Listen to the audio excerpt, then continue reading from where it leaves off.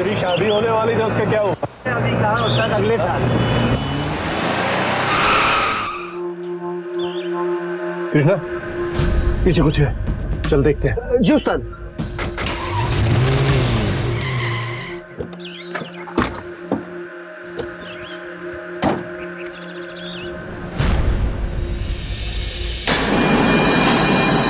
उस्ताद, लगता है मर गई। पीछे हट, पीछे हट, हाथ मत लगा, पुलिस को फोन करते हैं। हाँ जी उस्ताद। हाँ पुलिस। नेशनल हाईवे पर करीब 20 साल की लड़की का मृत शरीर पाया गया।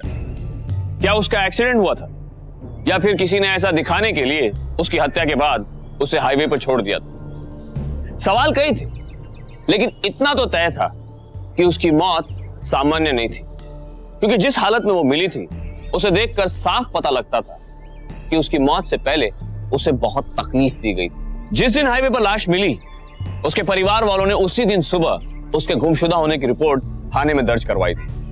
लिहाजा पुलिस ने अपनी तफ्तीश सबसे पहले उसके परिवार से शुरू की। क्या आप बता सकते हैं कि आपकी बहन रत्ना हाईवे तक अकेले कैसे पहुंची? पता नहीं साहब, हमें तो बस इतना मालूम है कि 4 दिन पहले कॉलेज के लिए निकली थी, फिर वापस नहीं है। आपको यकीन है कि रत्ना ने आत्महत्या की? जी कुछ पता नहीं।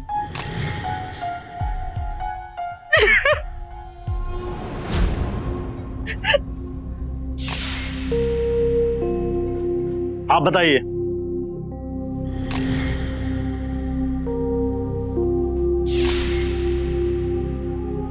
आपको क्या लगता है कि रत्ना की लाश हाईवे पे कैसे मिली?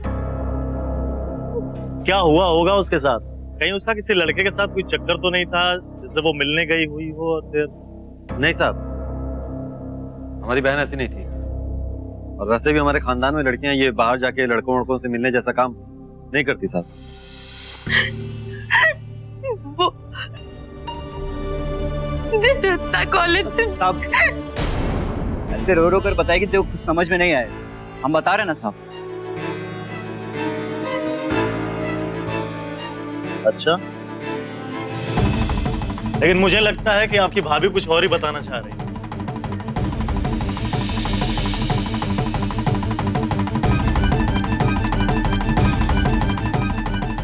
लक्ष्मी, बता देना साहब को जो हमें बताया था तूने। साहब ये बताना चाह रही है कि रत्ना उस दिन कॉलेज अकेले गई। पहले उसने कहा कि नहीं जाना, फिर अचानक से चली गई और उसने जाने भी दिया। मतलब ये कि 20 जून को आप में से कोई भी घर पे नहीं था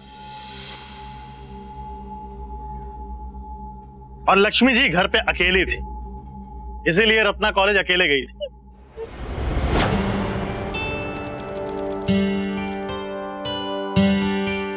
अरे रत्ना, तुम तो अपने भैया को बताई थी कि आज कॉलेज नहीं जाना, कहीं और जा रही हो क्या?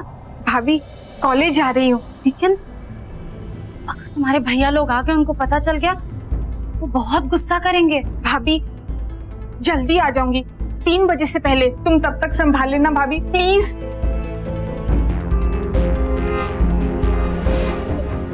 साहब भाभी ने हमें बताया कि रत्ना जिद करके गई, पर शाम तक रत्ना वापस नहीं आई। तो चंद्रू ने और मैंने दोनों ने पूरे मोहल्ले में, उसके कॉलेज जाकर हर जगह उसको ढूंढा। उसके दोस्तों से भी पूछा, पर किसी ने कुछ नहीं बताया, किसी को कुछ पता नहीं था। रत्ना की सबसे अच्छी सहेली कौन? सिद्धि। सिद्धि।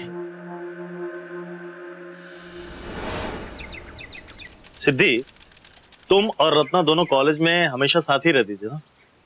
जी। 20 जून को क्या हुआ? रत्ना उस दिन कॉलेज नहीं आई थी, और आई भी होगी मैंने उसको नहीं देखा था, क्योंकि उस दिन वो क्लास में आई ही नहीं थी। अच्छा, उसका कोई बॉयफ्रेंड था क्या?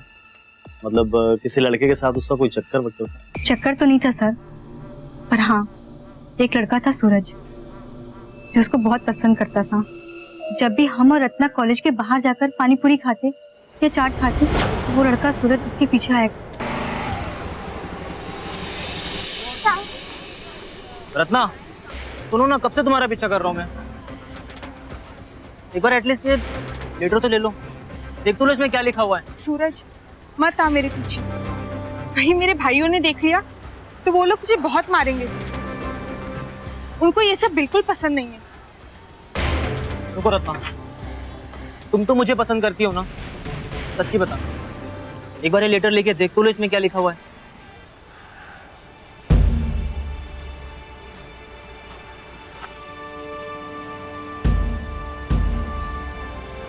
रत्ना उसको समझा दे, कहीं तेरे भाइयों ने देख लिया तेरा कॉलेज आना जाना सब बंद कर देंगे। पता है, इसलिए उसके लेटर का जवाब साफ साफ लिखना जरूरी है। मतलब तुझे भी वो अच्छा लगता है ना?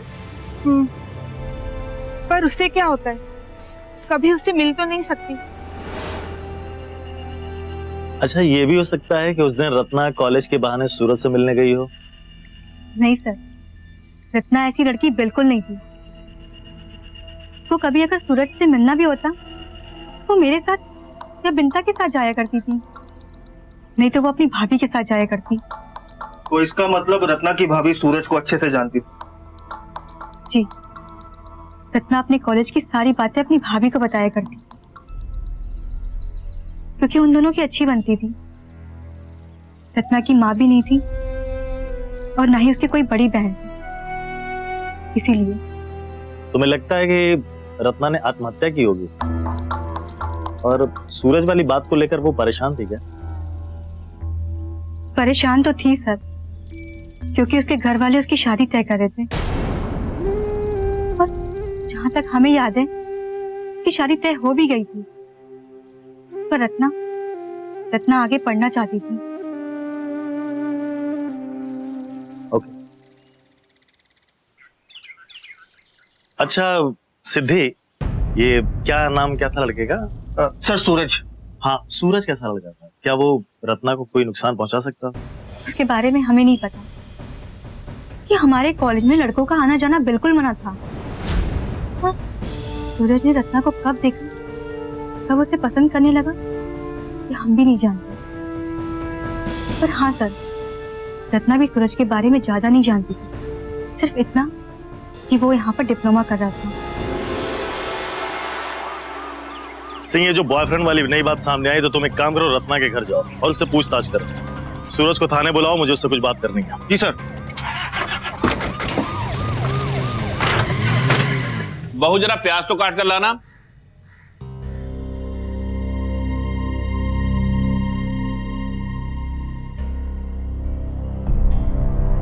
अरे बहू, अरे ध्यान कहाँ है तुम्हारा? क्या हुआ, तबीयत ठीक नहीं है क्या? रत्ना के साथ जो पिछले 5 दिनों से सुन रहा हूँ, रत्ना रत्ना लगा रखा है। रत्ना गई,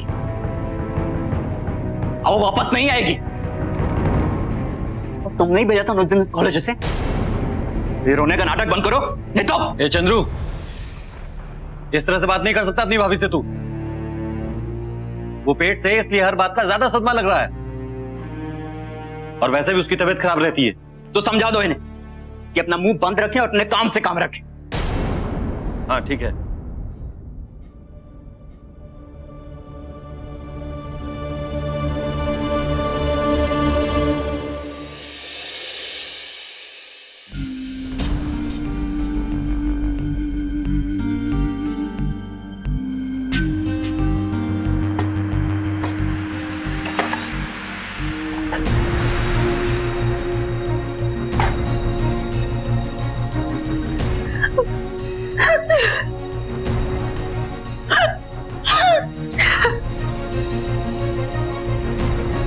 क्या रत्ना की किसी से शादी होने वाली थी? ये एक जगह रिश्ता पक्का तो हुआ था, लेकिन साहब, हमारी बिरादरी में 16-17 साल तक लड़कियों की शादी हो जाती है। ये तो रत्ना की पढ़ाई की जिद थी कि वो 20 की हो गई।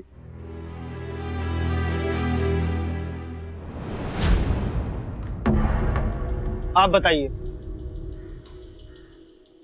क्या लगता है आपको, रत्ना ने किसी सूरज नाम के लड़के का जिक्र किया था कभी?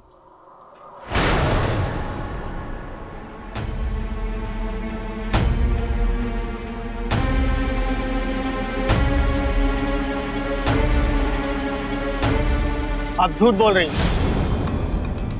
आपको अच्छी तरह से पता था कि सूरज नाम के लड़के के साथ रत्ना का चक्कर चल रहा है और 20 तारीख को वो उसी से मिलने गई थी।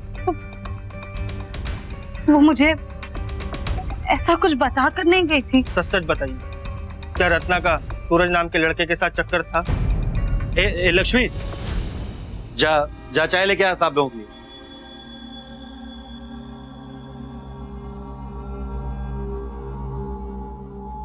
सर, रत्ना के कमरे में उनकी चीजों की तलाशी लेने पे ये 2 चिट्ठी मिली है, सुरेश की लिखी हुई, और ये वैलेंटाइन कार्ड।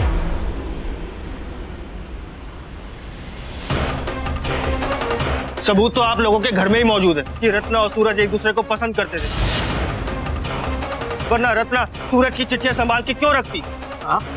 चिट्ठी तो कोई भी दे सकता है। वैसे हमारी रत्ना के अंदर इतनी हिम्मत नहीं थी कि वो किसी लड़के को बढ़ावा दे दे। अगर उसके पीछे कोई लड़का पड़ा भी होता तो हमें जरूर मालूम होता।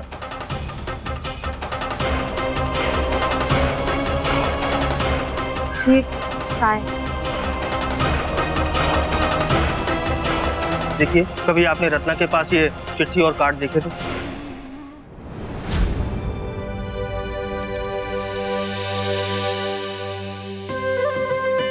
अरे क्या छुपा रही है? दिखा। नहीं भाभी, दिखा नहीं तो गुदगुदाऊंगी। देख भाभी रुक। भाभी, अरे रुक, पढ़ने तो दे, 1 मिनट। अरे अच्छा बता, कौन है ये मजनू? कॉलेज के पास दिखता है हमेशा। अच्छा, और करता क्या है? पढ़ता है शायद, रोज दूर से देखता है। आज ये कार्ड रखा था गेट के पास। इधर आ। तू बोल तो तेरे भैया से बात करूं कि तेरी शादी की बात यहीं चला, कहीं और नहीं। नहीं भाभी, वो चाल आ जाएगा। वैसे भैया लोग चिढ़ते हैं मेरी पढ़ाई से। उन्हें पता चल गया तो मेरा कॉलेज आना जाना बंद करवा देंगे।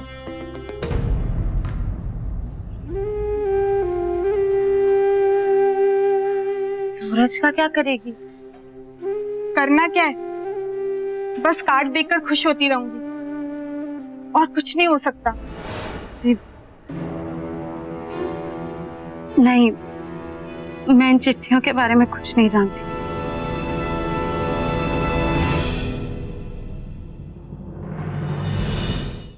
देखिए, अगर आप लोग मेरी मदद नहीं करेंगे तो कैसे पता चलेगा कि रत्ना की मौत कैसे हुई? यूं ही मामला सालों साल चलता रहेगा, काटते रहिएगा चक्कर कोर्ट और कचहरी के। अरे साहब, हमने तो इस लड़के वाली बात पर कभी ध्यान ही नहीं दिया, और आपको इसलिए नहीं बताया कि बेइज्जती होती, लोग तमाम तरह की बातें बनाते। आप तो जानते हैं ना, आखिर इज्जत तो हमारी जाती।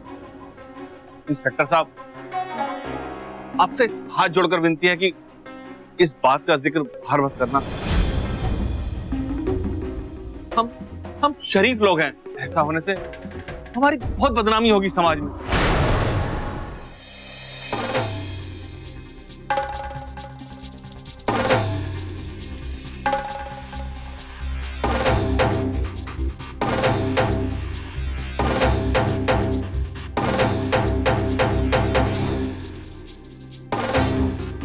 चंद्रू, बाबूजी को बस स्टैंड तक छोड़ कर आ।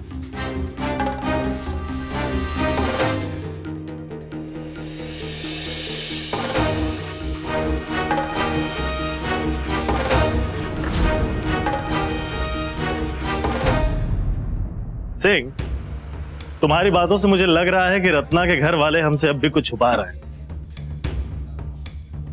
सर, रत्ना की पोस्टमार्टम रिपोर्ट आ गई। रत्ना की मौत गला घोटकर मारने से हुई है, और रिपोर्ट के मुताबिक हाईवे पर जब उसकी लाश मिली उससे 12-13 घंटे पहले उसकी मौत हो चुकी थी, यानी 20 जून। यानी कि सिंह, यानी रत्ना की किसी ने गला घोंटकर पहले हत्या कर दी। उसके बाद ये सिर्फ एक दुर्घटना लगे इसलिए उसकी बॉडी को हाईवे पर ले जाकर फेंक दिया। जी सर, मुझे भी कुछ ऐसे ही लग रहा है सर। अच्छा, वो लड़का सूरज कहाँ है जिसको इंटेरोगेशन के लिए बुलाया था? सर, बस वो आता ही होगा। तुम 20 जून वाली फाइल लेकर आओ।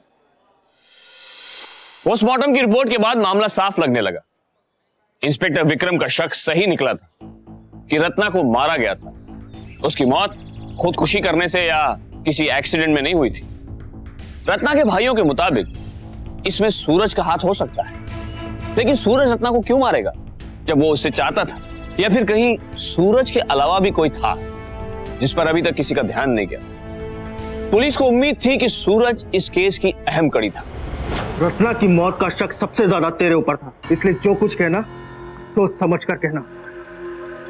सर मैंने रत्ना को नहीं मारा सर, भला मैं क्यों उसे मारूंगा सर? लेकिन रत्ना की मौत जिस दिन हुई थी उस दिन वो घर से तुमसे मिलने के लिए निकली थी और उसी दिन से तुम भी फरार हो, है ना?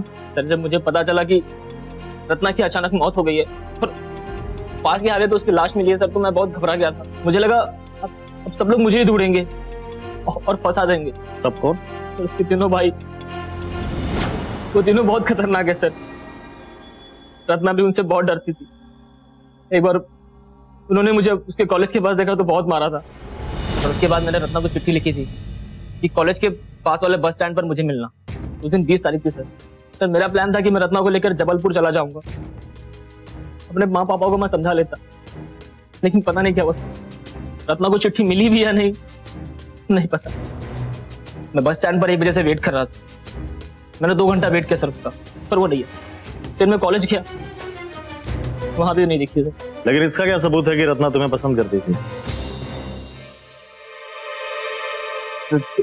सर ये चिट्ठियां, इसमें लिखा है कि उसके घर वाले बहुत ही पुराने ख्याल के और उसके तीनों भाई बहुत ही खतरनाक। उसकी शादी कहीं तय हो गई थी सर, इसीलिए उसने मुझे कहा था कि मैं उससे भूल जाऊं।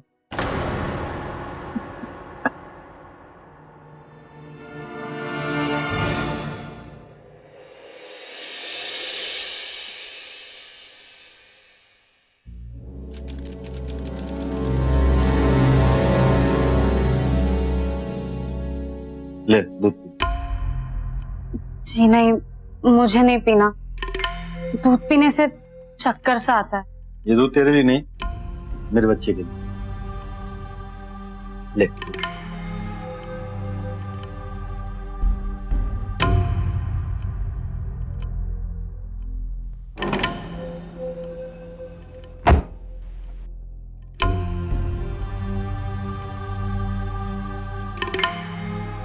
कृष्ण, मुझे बात करनी रत्ना के बारे में। मैं ये बात अब और अपने अंदर नहीं रख सकती। क्या? उस दिन रत्ना कॉलेज से घर आई थी और वो बहुत डरी हुई थी। तो फिर हमने ये बात पुलिस से क्यों छुपाई? देख लक्ष्मी, तेरी हालत खुद बहुत नाजुक है ना? इतना मस्त हो तू, अपने बच्चे के लिए बुरा है। रत्ना, जो हुआ उसके साथ एक तरह से ठीक ही हुआ, गलत रास्ते पे थी। कुछ ना कुछ तो होना ही था ना?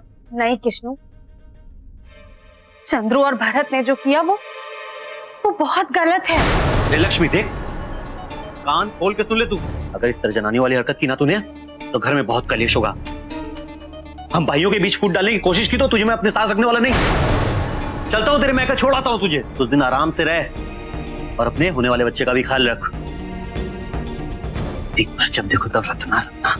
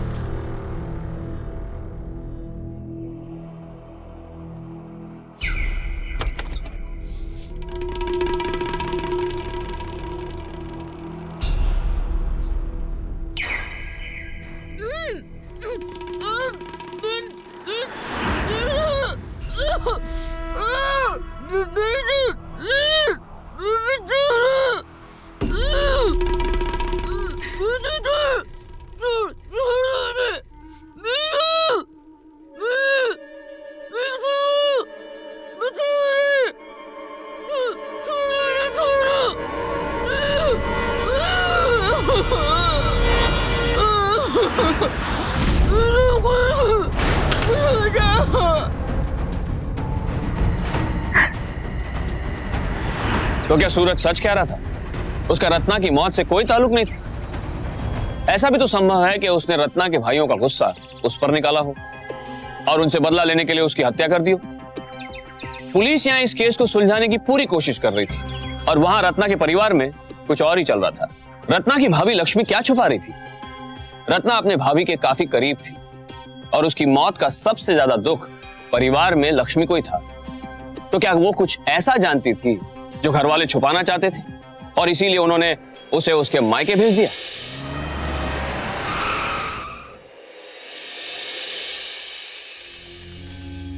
कृष्णू ठीक ही तो कह रहा है। तो क्या तुम अपने देवरों के नाम पुलिस को बता दोगी, उन्हें जेल भिजवा दोगी और तुम्हारा पति ये करने देगा? वो तुम्हें छोड़ देगा। बेटा, समझदारी इसी में है कि तुम अपना मुंह बंद रखो।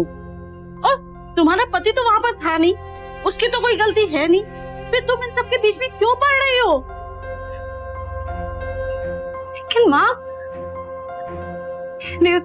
मैंने वहां जो देखा, उसके बाद मैं उन लोगों के साथ एक छत के नीचे नहीं रह सकती हूँ। मुझे बार बार रत्ना के बारे में बुरे बुरे ख्याल आते हैं। कोई नहीं, धीरे धीरे सब ठीक हो जाएगा। एक बार बच्चा आ जाने दे, फिर तुम और कृष्णू उन लोगों से अलग हो जाना। बेटा, अभी घर जा।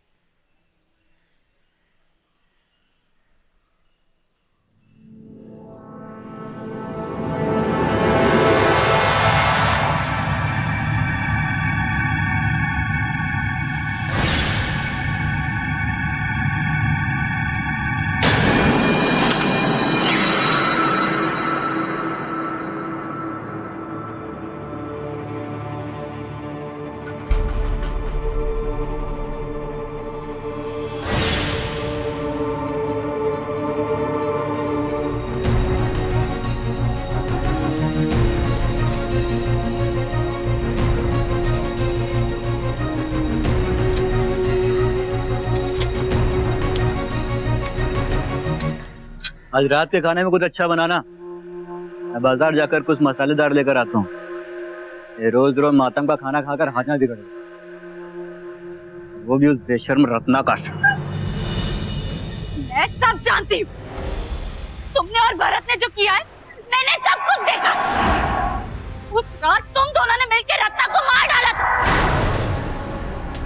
मैं चुप रहने वाली नहीं हूँ, सब कुछ बता दूंगी, पुलिस को भी और तुम्हारे भैया को भी। लक्ष्मी भय और दुविधा में जी रही थी। एक तरफ रत्ना के प्रति अपने अपराध बोध से जूझ रही थी और दूसरी तरफ उसका पूरा पारिवारिक जीवन बिखर सकता था। वो अपने पति को खुद के भाइयों के खिलाफ जाने को नहीं कह सकती क्योंकि वो उस पर भरोसा भी नहीं कर रहा था। आखिर क्या रास्ता बचा था उसके पास? पूरे ससुराल में वो अकेली पड़ गई थी।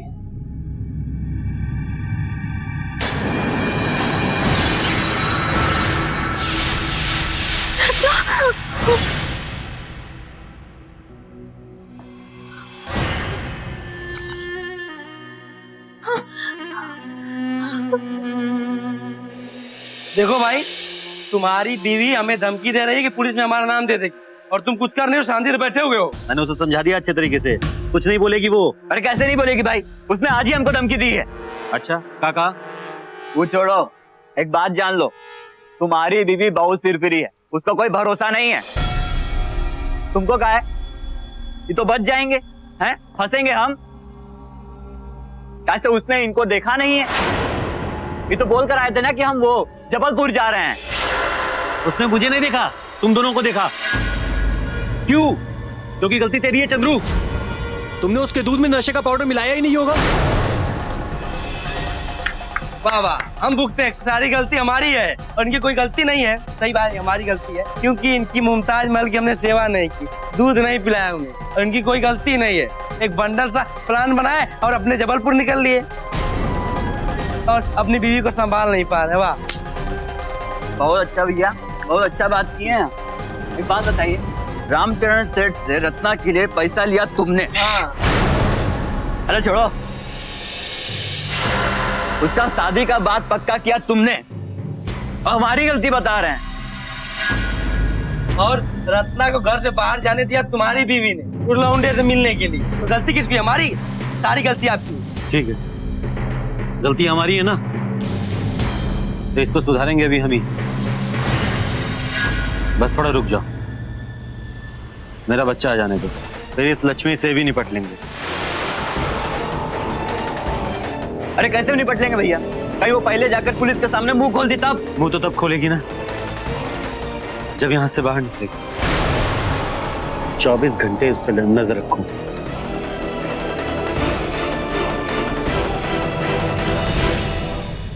रत्ना के भाइयों ने अपनी झूठी इज्जत के लिए बेरहमी से अपनी बहन की जान ले ली और बचने के लिए पुलिस में उसके गुमशुदा होने की रिपोर्ट भी लिखवा दी।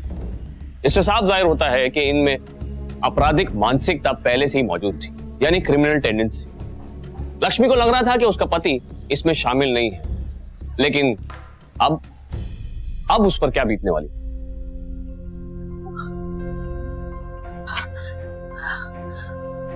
उसने मुझे नहीं देखा, तुम दोनों को देखा, क्योंकि गलती तेरी है चंद्रू। तुमने उसके दूध में नशे का पाउडर मिलाया ही नहीं होगा। रामचरण सेठ से रत्ना के लिए पैसा लिया तुमने, उसका शादी का बात पक्का किया तुमने और हमारी गलती बता रहे हैं। गलती हमारी है ना, तो इसको सुधारेंगे अभी हम ही। मेरा बच्चा आ जाने दो, फिर इस लक्ष्मी से भी निपट लेंगे।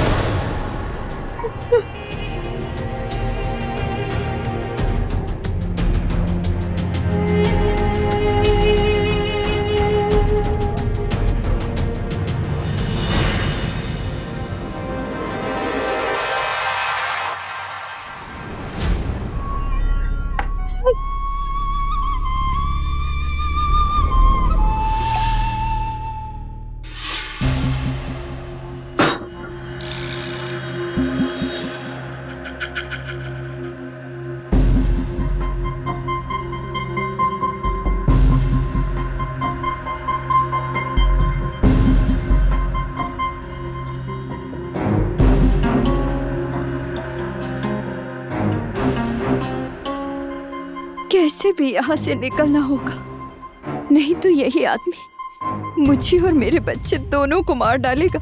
इन सबसे खतरनाक तो यही है, पर मैं कहाँ जाऊँ, कहाँ छिप सकती हूँ इससे?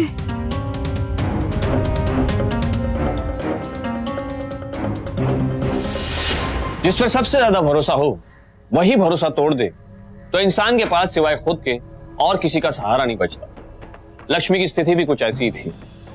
लक्ष्मी को सबसे बड़ा सदमा यह लगा रत्ना के भाइयों ने उसके पति के साथ मिलकर उसकी जान ली थी और अब वो उसके साथ भी ऐसा कर सकते थे। वो अकेली और डरी हुई जरूर थी, पर हार मानने वालों में से वो नहीं थी। सवाल ये उठता है कि अब वो यहां से बचकर कैसे निकलेगी और क्या निकल पाएगी, या फिर उसे भी रत्ना की तरह खामोश कर दिया जाएगा।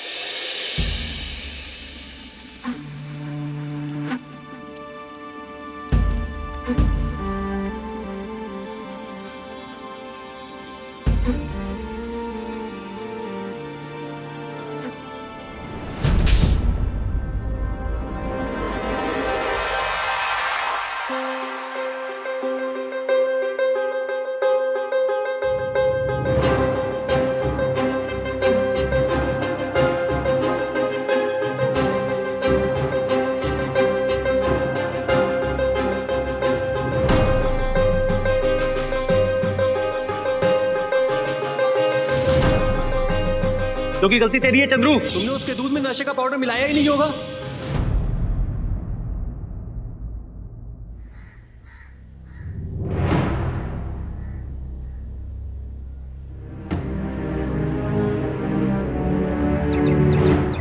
अरे चंद्रू, अरे उठ जा भाई, क्या दोपहर तक सो रहा है?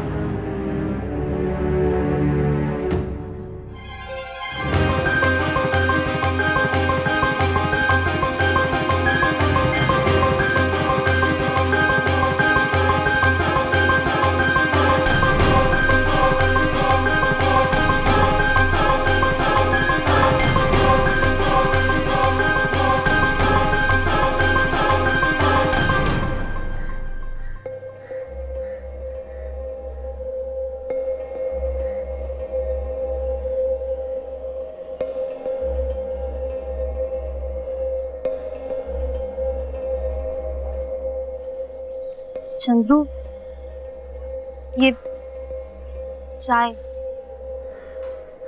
नहाने का पानी गरमा दूं क्या? हाँ ठीक है, घुमा दो।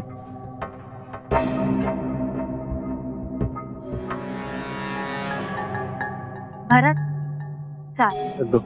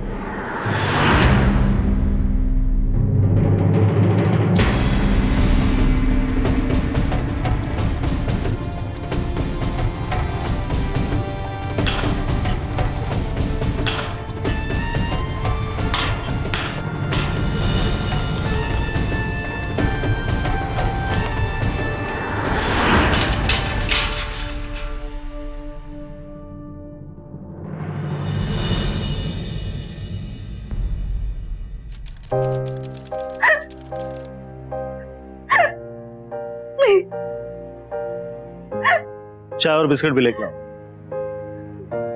लीजिए, पानी पी लीजिए। आपको घबराने की बिल्कुल जरूरत नहीं है। आप यहाँ पे पूरी तरह से सुरक्षित हैं। पानी पीजिए। आप बेझिझक होकर अपना बयान दीजिए, लेकिन उससे पहले आपको एक फॉर्म पे साइन करना होगा, या फिर आप अंगूठा भी लगा सकते हैं। लीजिए, उसके बाद हम आपका बयान रिकॉर्ड करेंगे। हमें पहले ही पता था कि आप हमसे कुछ बताना चाहती हैं, लेकिन छुपा रही। अब बताइए, 20 जून की रात को क्या हुआ? उस रात मैं कमरे में अकेली थी। मेरे पति ने मुझसे कहा था कि वो जबलपुर जा रहे, अगले दिन लौटेंगे। रात में जब मैं पानी पीने के लिए जगी तो तब मैंने देखा कि आंगन की बत्ती जल रही। मैं बत्ती बुझा ही रही थी कि बगल वाले कमरे से दरवाजा खड़कने की आवाजें आई और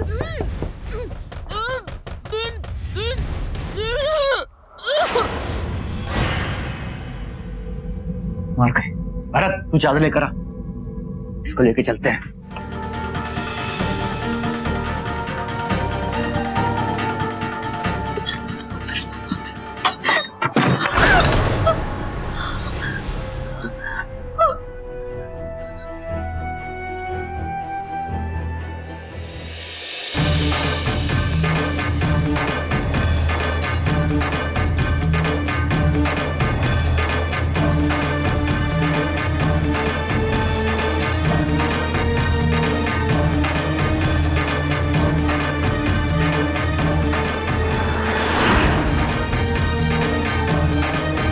तो आपके पति और आपके देवरों ने मिलकर रत्ना को सिर्फ इसलिए मार डाला क्योंकि वो सूरत से मिलने गई थी और आपके पति ने उसको देख लिया, इसीलिए रत्ना वापस घर पे आकर छुप गई थी। मेरे पति ने रत्ना की शादी सेठ से तय कर दी थी और उसके लिए उन्होंने उस सेठ से पैसे भी लिए थे। लेकिन जब उन्हें सूरज के बारे में पता चला तो उन्हें लगा कि रत्ना बिगड़ जाएगी।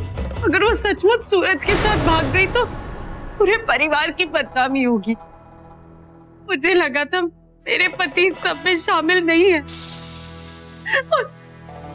और अगर उस रात में मैं उन तीनों की बातें नहीं सुनती, मुझे आज भी यही लग रहा होता और एक दिन शायद वो मुझे भी मार डाले।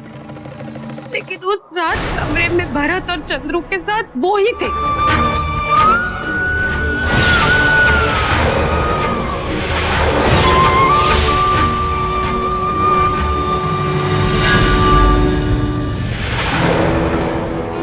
सिंह, सबको राउंड अप करो, मैं तुरंत निकलना। जी सर। शांति जी, आप इनको गाड़ी में लेकर आइए।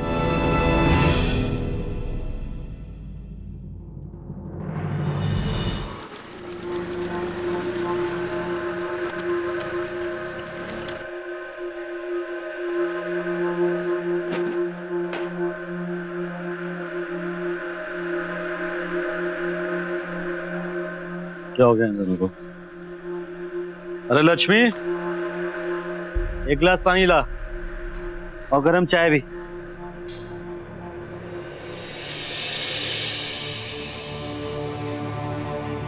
ए भरत, ऐसा सो रहा, उठ ना, कमरे में जाना। चंद्रू, उठ जा, शाम तक सोएगा क्या? नालायक, कोई काम नहीं।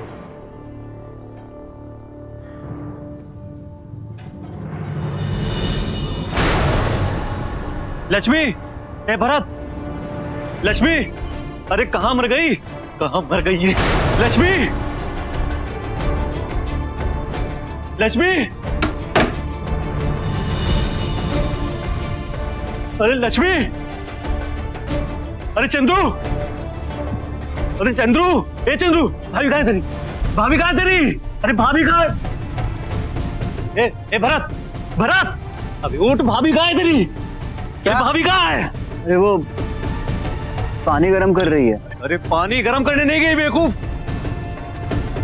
अरे भाग गई, ताला तोड़ गए, गई पुलिस के पास हो। तुम दोनों घोड़े बेच के सो रहे हो। हाँ? इतनी चालाक निकले कि चाबी नहीं था। अब क्या करेंगे भैया? किसी भी वक्त पुलिस आ सकती है, जल्दी निकलना पड़ेगा यहाँ। लेकिन कहाँ? फिर निकले तो सही पहले। अरे यार वो गई फंसा के। भैया, अरे कहाँ जाएंगे भैया? क्या कर रहे हो? चलो चलो मेरे साथ, चलो। अरे पुलिस, भाग भाग।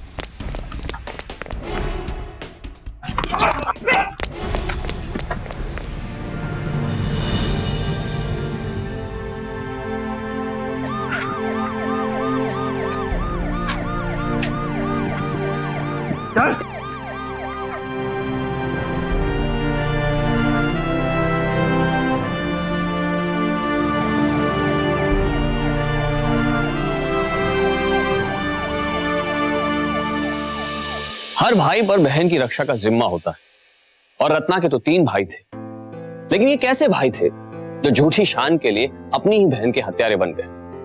और ये कैसी इज्जत थी जो बहन से बड़ी हो गई? किसी से प्यार करना क्या इतना गलत है कि उससे जीने का हक ही छीन लिया जाए, वो भी अपने ही परिवार के हाथों? अफसोस कि आज भी इस समाज के चेहरे पर ऑनर किलिंग एक ऐसा बदनुमा दाग है जो किसी भी तरह से सही नहीं करा जा सकता। रत्ना के तीनों भाइयों को 302 के तहत हत्या के अपराध में उम्र कैद की सजा सुनाई गई। निर्दोष रत्ना मर चुकी थी और इन हैवान भाइयों का रिश्ता भी, लेकिन भाभी ने अपना रिश्ता निभाया। हम सलाम करते हैं रत्ना की भाभी लक्ष्मी को, जिसने इतना साहस दिखाया, इतनी हिम्मत की। सावधान इंडिया जुर्म और इंसाफ के खिलाफ आम लोगों की उठाई ऐसी हर आवाज को, हर कोशिश को सलाम करता है। फिर मिलेंगे आपसे एक और ऐसी सच्ची घटना के साथ। तब तक सावधान इंडिया, इंडिया फाइट्स बैक। तो सावधान।